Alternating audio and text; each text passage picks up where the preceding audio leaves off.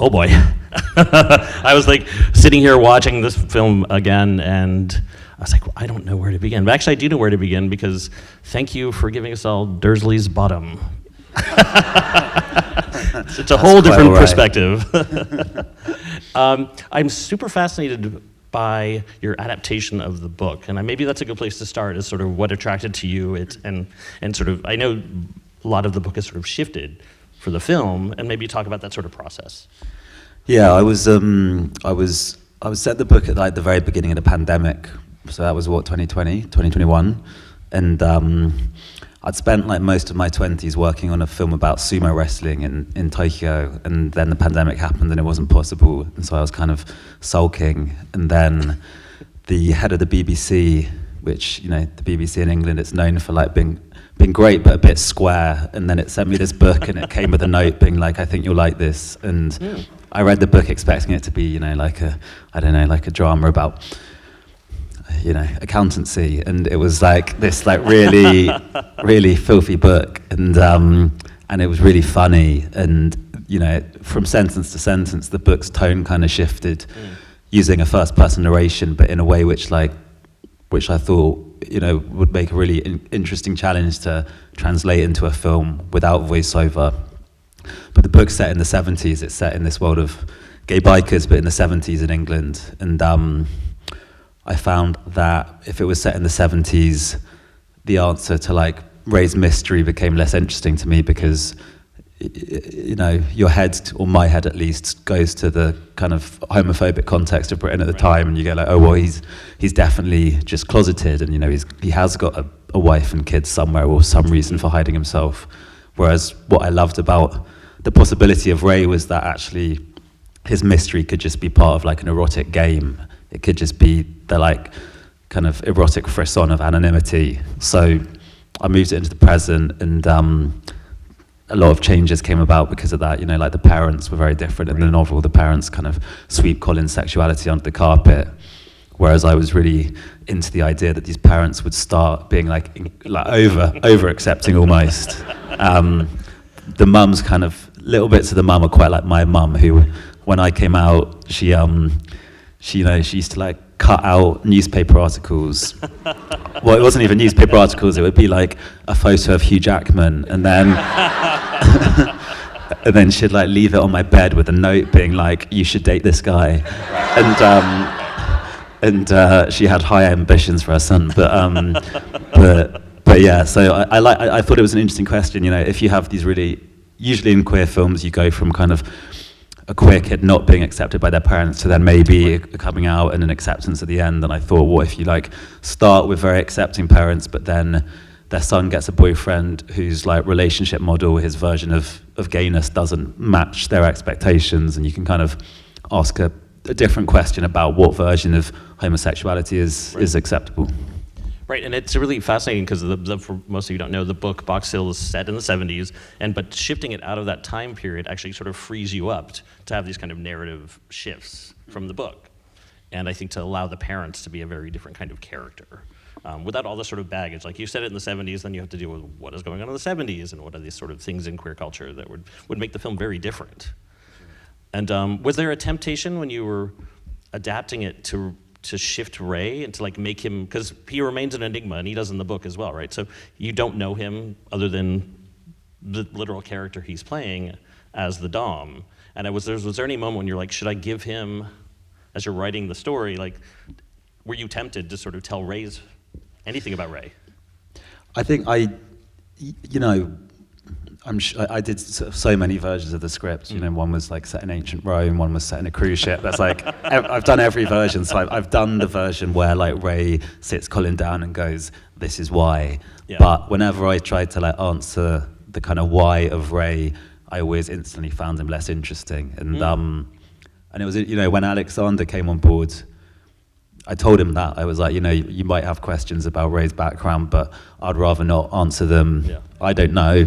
You can work it out. You can build the character however you want. But you know, he had a similar view to me, which was he said when he was reading the script, he was constantly like nervous that he was going to turn the page and then Ray was going to be saying, "I'm this way because of X." And yeah, I think that allowing Ray's mystery to remain a mystery, in retrospect, was the right choice. Right, right.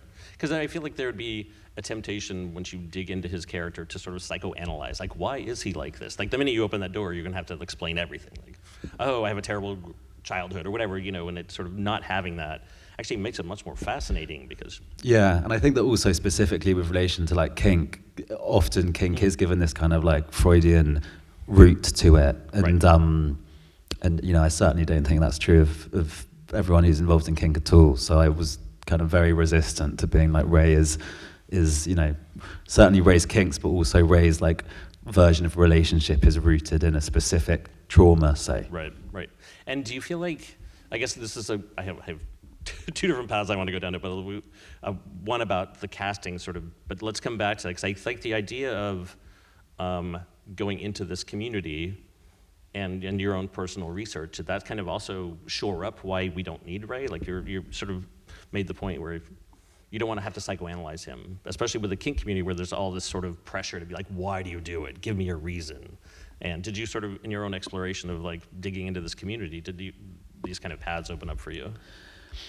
Yeah, and I think like my main takeaway from I guess my research and my experience is that like it's such a broad church, you know, it's not one size fits all, and there's a million different, well, maybe a million's a lot, but like a million different versions of Ray, or a million different like DOMs, all of whom have you know their own ways of practicing and their own like, they might be able to root that sexual desire in something, but they also might not be. And so I wanted to just present like a character in Ray rather than have Ray be any sort of blueprint.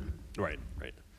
And because I guess that then lead us back down to the casting. Like when you were pulling this together, I imagine, when I first watched the movie, I was like, imagining the pitch session. I want to make this movie. Can you talk a little bit about that process when you were like, okay, this is the story I'm going to tell. Now give me money. Yeah, I mean, it was funny because the book was brought to me by the BBC, so they kind of knew in a way what they were getting. Their fault. They knew they were getting into bed with. And you know, my answer when I read the book was that, you know, I loved the book, but I didn't want to do it if it was going to have to be diluted in a kind of deliberate way. But I was also, you know, told that it would be a very hard film to finance, so that like casting it would be kind of an integral piece of the pie, and you know, I actually, when I'm writing, I don't kind of think of casts. I sort of try and avoid it as much as possible because it just leads to disappointment. But in this case, it was kind of the opposite, where like I didn't like.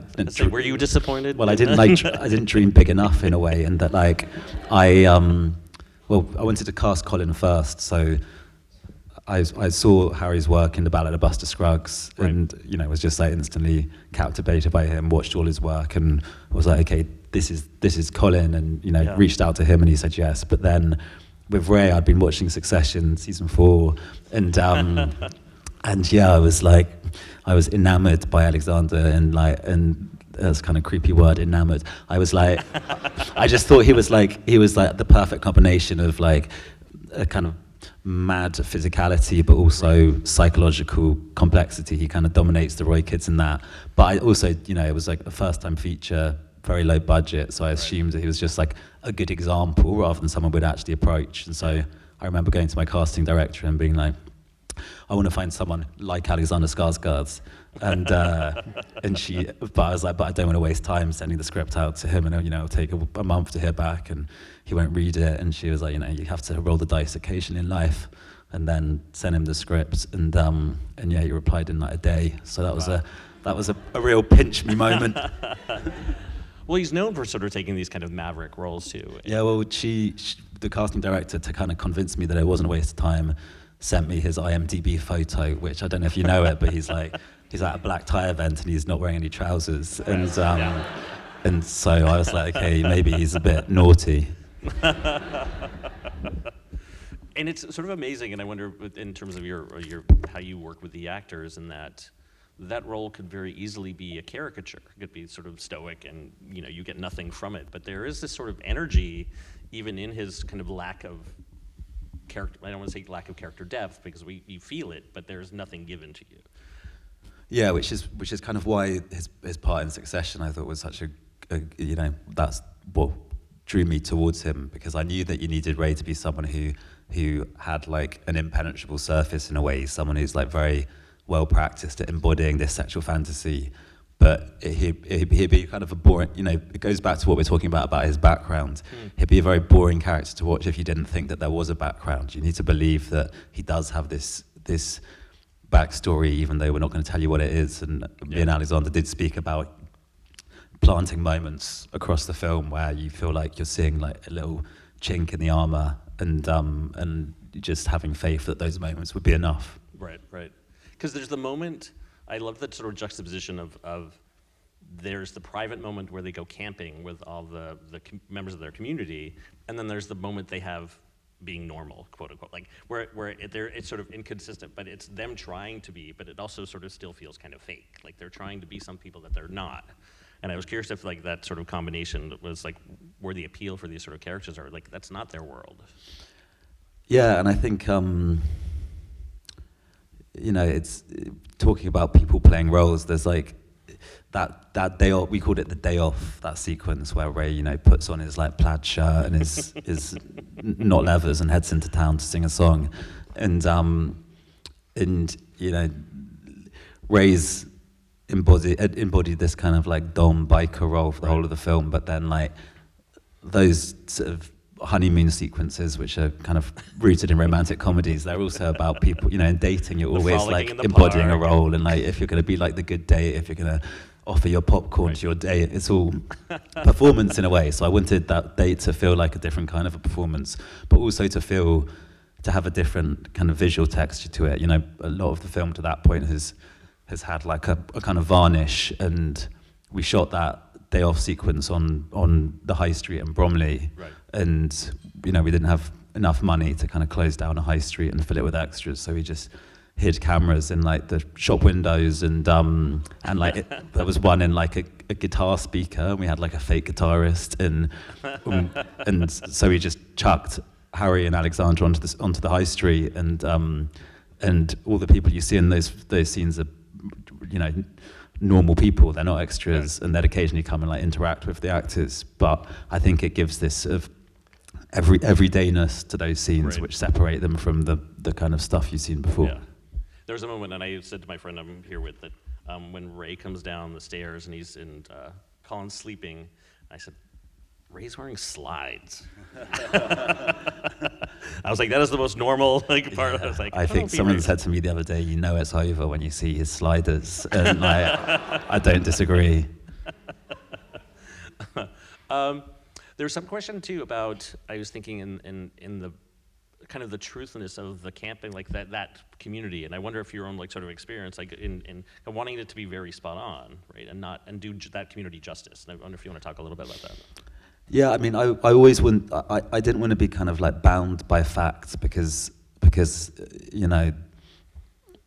it's hard to always like represent a very broad community with one. So I wanted to like leave room for fiction, but and there's not actually like a bike gang in England who exists purely in this kind of biker pillion pairs where all the pillions are bottoms. But I did want to like know the facts for myself, so that I was very knowledgeable when I was moving away from them or when I wasn't. And so part of it was going, and I went and met up with the GBMCC, who are this massive gay bike club in the UK, and kind of rode around with them for a weekend, and just chatted to all of them, and then cast them in the film off the back of that. And all those bikers, other than Alexander and Harry and Jake Shears from the Scissor Sisters, are people from that bike club, or people from the London kink scene. And by casting them, I'd go and chat to each one individually and talk about their characters, and they'd kind of bring their own selves into it. So like, if you take the pup in the film, Paul,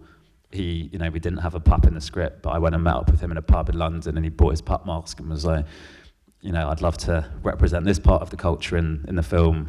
And so I said, go off and tell me how you do that. And he sent me like a 6,000 word email about like, Paul's version of it was like Paul the Pup film, and Ray and Colin were very much sidelined, but they were, all those guys were like, it's so generous in the way they approached the project, and having them like come out to the premiere in Cannes and you know, seeing like a pup mask in a cinema in Cannes was like a real highlight of my life. Did it take some negotiation? I know getting into cinema at Cannes He can just be hid quite it. difficult. He just sort of stuffed it under his shirt and then whacked it on at the end of the As long film. as you have the right pants on, I think as long as your tuxedo works, that's all they care about. Oh God, what was the other questions I had about?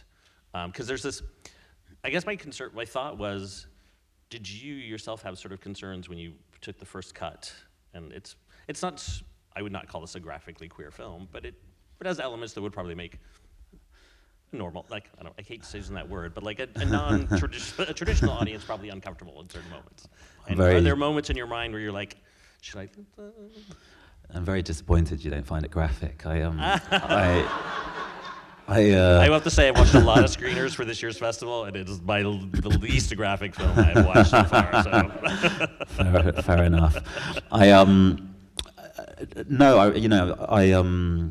The script was like deliberately. The script I wrote was like extremely graphic because I didn't want anyone who financed it to be under any kind of illusion. Right. So there was like generally was like a 5-paragraph description of Ray's erection in the script, which you know, you don't see a 5-minute shot of in the film, but all of the kind of, there was a sort of rumor, but like bit of a misinformation where some journalist wrote that we'd done like a cut for the Europeans and then a cut for America, which isn't true. But what is true is that there was a shot which was in the very first director's cut. Which was just like a close-up of the Prince Albert, like a real close-up. It would have like filled the screen, and it was in the alley scene, the first blowjob scene, and it was, you know, when Ray unzips and pulls out his knob. And I know that's a very quick cut. It's very yeah. Well, but the reason it wasn't because I was sort of being prudish. It was because it made the audience. We did a test screening, and the audience like laughed at that moment, and you want the audience to be holding their breath with Colin. You know, when the cock comes out, that's when Colin stops kind of smiling widely and starts being like, "Oh God, I've got to kind of try and do this well." And so it just was the wrong beat at the wrong moment. Right. And the film, like this, to your point, the film is surprisingly funny. And like, was this sort of one of your goals when you were writing it? Like, it can very easily tip into this sort of melodrama about this couple, but it's just so funny. Like, yeah, it definitely was one of the goals. I found the book really funny, and I thought that like the book was funny because of Colin's voice, but I thought there was ways of trying to translate that voice into image, which would, I think comedy is a great way of like inviting an audience into a character and you know, creating empathy. And for like audience members who maybe aren't familiar with this world, it makes it harder, I think, for them to distance themselves from the character if they have been laughing with them one moment. So, you know, the idea was that like if you had a moment which made them chuckle, and then the next moment there was something which made them kind of gasp, they wouldn't just leave the cinema. Yeah, and it's interesting because it's not, like, it doesn't hit like parody. Like it's funny, but it's not making fun of, like, because they are these absurd. I mean, the humor comes out of these sort of absurd moments, but you're not making, like, you're not lampooning it, right? You're acknowledging this, it's kind of absurd, but you're like, I'm in for the ride. Right? Yeah, it's the classic thing of, you know, not like trying to make the audience. I mean, I think there's moments where we do laugh at Colin, but like, but I think hopefully over the course of the film, that laughter also creates a real empathy with him, and so by the end, no one's in any doubt that we're like with Colin and rooting for him. There's that shot, the pan shot, where he finally sort of comes into his subness, and he's at work, and the people are just yelling and screaming at him, and it doesn't even faze him. It's such a great shot. Talk a little bit about like the reaction. I know the press for this film since Cannes has been through the roof, and has this sort of been a sort of wild press journey? I mean, we've probably all heard about the film long before we even saw like shots of like trailers. It's been totally crazy. I think Alexander's red carpet looks have something to do with the system's interest in it. But yeah, you know, at every stage it's kind of surprised me in a way, the reaction to the film, because, you know, we did Cannes and it went down well there, and then we came to America and premiered at Telluride, and I was told, you know, it's quite a it can be quite stuffy, and they were a really noisy crowd. Like Nice. someone was like swearing at the screen while someone like next to them was swearing at them, and it was, it was like every step of the way I've been like, it sort of made me reconsider maybe my own like prejudices about audience, I guess, in that Right. I wondered if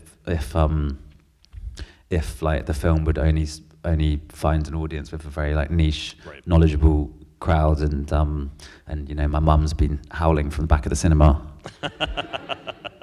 Was there a moment when you start the rollout, because it's not, I mean, this is a queer-sponsored event, but it's like hitting mainstream. It's like mainstream release. And was there a lot of conversation about a film that is this queer, going, especially, I mean, considering the time we're living in now, and maybe the time when you started writing, like, lots of things have changed, especially in America. And I was curious if this is something that you thought about. I mean, I'm sure there was lots of discussions about this kind of thing. You know what I mean? Maybe I'm not party to some of those discussions, but like the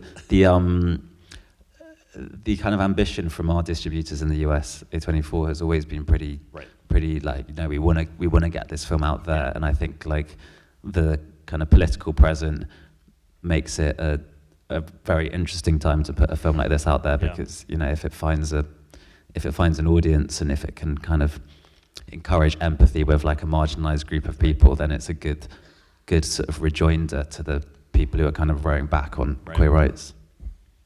Yeah, I mean, it arrives in, it's just an interesting moment for the film to arrive. Not that I'm excited, because I think we need more films like this that are given the push that a company like A24 can do, other than sort of more indie films that just kind of struggle to get seen. So it's kind of great to have this kind of story actually go wide. So. Yeah, well, let's hope it goes wide. I think it's only played in like 4 cinemas so far, but we'll cross my fingers. Although I do have to say, I saw the press release and I was like, you're opening in Little Rock, Arkansas before you open in Boston? I was kind of annoyed by that.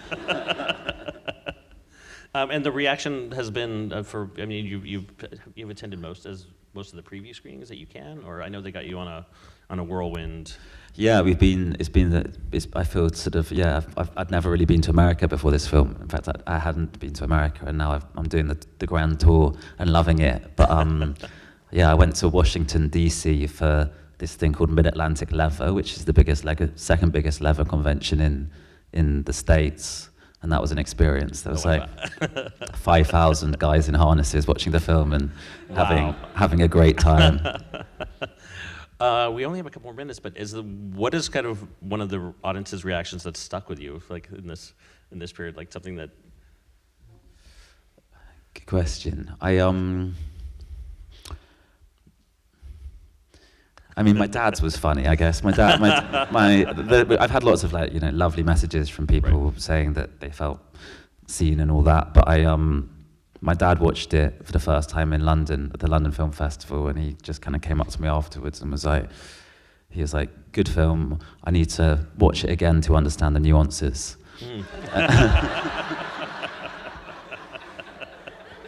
One more time.